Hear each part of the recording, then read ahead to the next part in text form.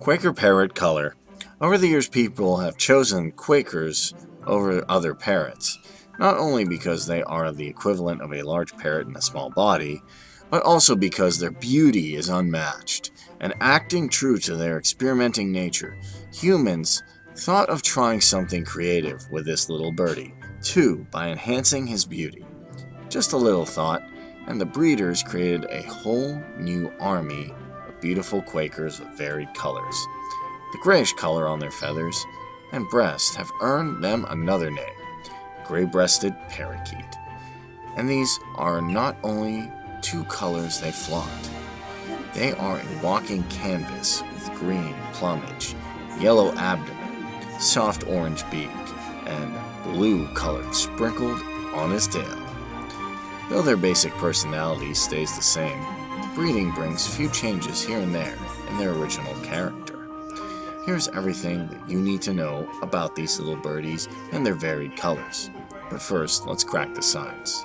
In a simpler sense, behind achieving these eye-catching colors, the original green Quakers. To understand the appearance of blue colors in Quakers, let us first discuss what colors our eyes can see.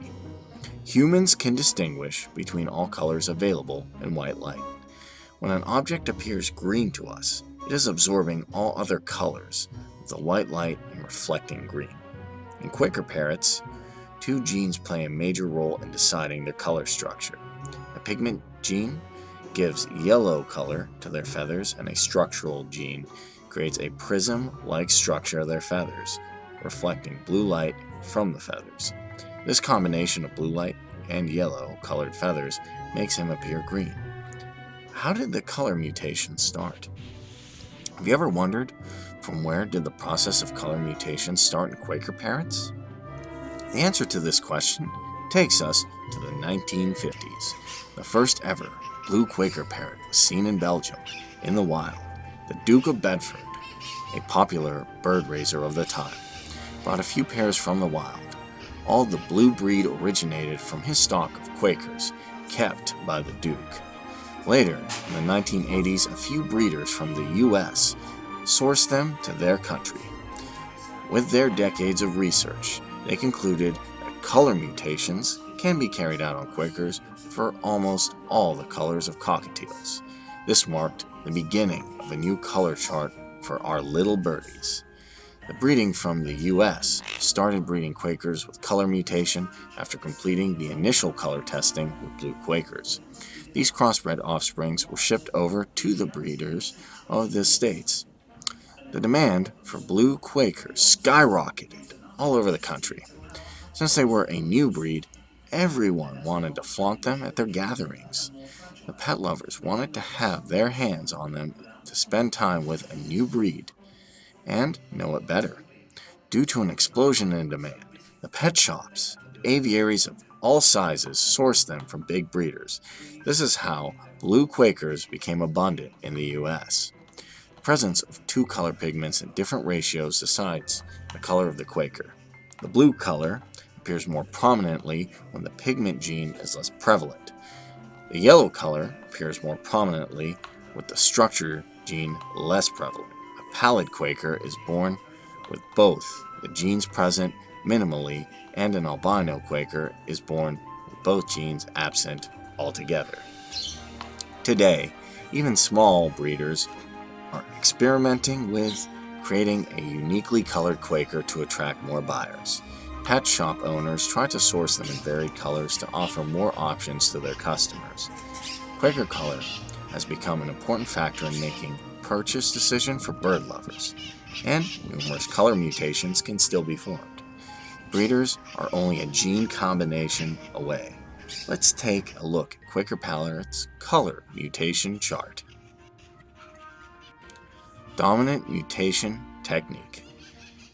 In the dominant mutation, to get the desired color, the offspring will inherit only one color gene from either of the parents. That will decide the color of the young one, and the main colors of the Quakers through the dominant gene mutation are gray-green, Europa. This mutation was first observed in the Czech Republic towards the end of the 90s, and soon it became extremely famous all over Europe. The birds born under this mutation have grayish color. These birds should not be confused with the olive mutation, which falls under the dark factor dominant mutation. In this mutation, the color of the plumage becomes dark green from the usual bright green. The color is quite dull, as if the Quaker has been dipped in petroleum and taken out. The tail also changes its color, but the claws, legs, beak, and the eyes don't change their color. Number 2. Dark factor. This mutation was also achieved in the Czech Republic around the same time when the green-gray Europa was observed and is quite similar looking. That is why experts could tell the difference between both. The green color of their plumage changes to a gray one, but the gray is not that dull and prominent. This makes them look lighter than the gray-green Quaker, and for this reason, they are called the olive mutation. The recessive mutation technique. In recessive mutation, to get the desired color, the offspring should get one gene each from both parents alike, and this is further categorized as an autosomal recessive mutation. Varied colors have been achieved following this pattern of recessive mutation. They are 1. Blue. The blue Quaker is the second most easily available Quaker color. After the natural green one, they are slightly similar in size than the original green ones. Blue Quaker is a very basic mutation to achieve scientifically and was created in the 1840s in Belgium by Mr. M.J. Brunier. Synthesis of the green color of the Quaker is put under controlled conditions.